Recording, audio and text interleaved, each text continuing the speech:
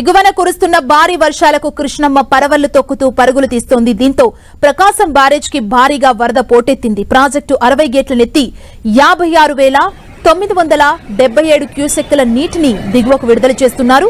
ఇటు బ్యారేజ్ పరిసరాలతో పాటు లోతట్టు ప్రాంతాల ప్రజలను అప్రమత్తం చేశారు. ముంపు ప్రాంతాల ప్రజలను పునరావాస కేంద్రాలకు తరలిస్తున్నారు. ప్రకాశం బ్యారేజ్ పై సీఎం చంద్రబాబు ఫోటోలు దిగారు. విజయవాడలో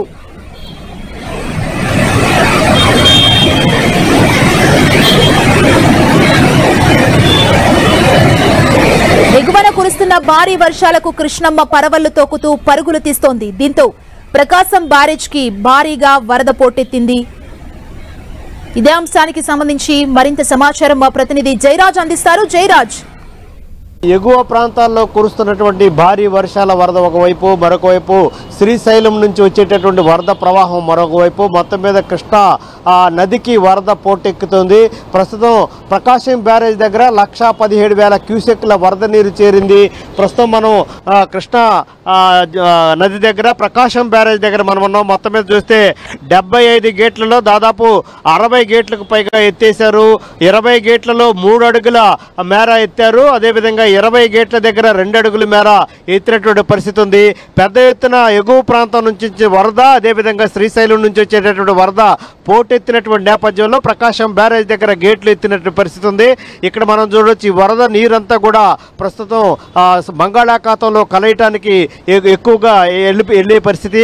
అదేవిధంగా ఇక్కడ నుంచి 3 కాలువలు ఉన్నాయి. బందర కాలువ, రైబస్ కాలువ, ఏలూరు కాలువ కూడా పంట పొలాలకు కావాల్సినటువంటి ఖరీఫ్ సాగుకు కావాల్సినటువంటి నీటిని కూడా కొద్ది రోజుల నుంచి కూడా వదులుతున్నటువంటి పరిస్థితి. వరద ప్రవాహం ఎక్కువ అవటం, వరద నీరు పోటెక్కినటువంటి పరిస్థితుల్లో మొత్తం వరద నీరంతా 1,17,000 క్యూసెక్ల వరద నీరు రావడంతో సముద్రంలోకి వదులుతా ఉన్నారు.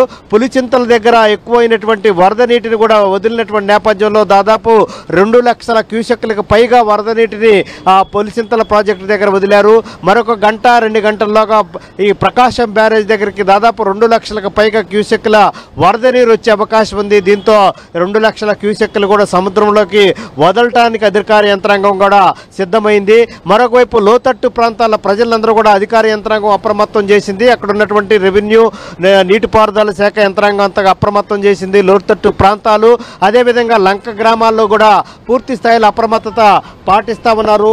ఈ వరద ప్రవాహం పెరుగుతున్నటువంటి నేపథ్యంలో ఆ ప్రాంతాలన్నీ కూడా అప్రమత్తంగా ఉండాలని జిల్లా కలెక్టర్లకి, జిల్లా ఎస్పీలకి, రెవెన్యూ యంత్రాంగం అంతా కూడా ప్రభుత్వం ఆదేశాలు జారీ చేసింది. ఎన్డీఆర్ఎఫ్, ఎస్డీఆర్ఎఫ్ బృందాలన్నీ కూడా ఆ ప్రాంతాలకి చేరుకుంటున్నటువంటి పరిస్థితి.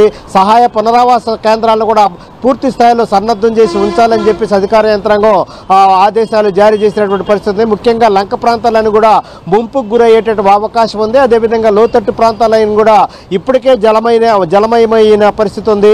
మరి 2 లక్షల క్యూసెక్ల వరద నీటిని సముద్రంలోకి విడుదల చేసేటటువంటి పరిస్థితుల్లో ఎక్కువ ముంపు ప్రాంతాలు ఇబ్బంది పడేటటువంటి పరిస్థితి ఉన్నటువంటి నేపథ్యంలో ఆ ప్రాంతం అంతా కూడా సహాయ పునరావాస కేంద్రాలన్నీ కూడా సిద్ధం చేయాలి.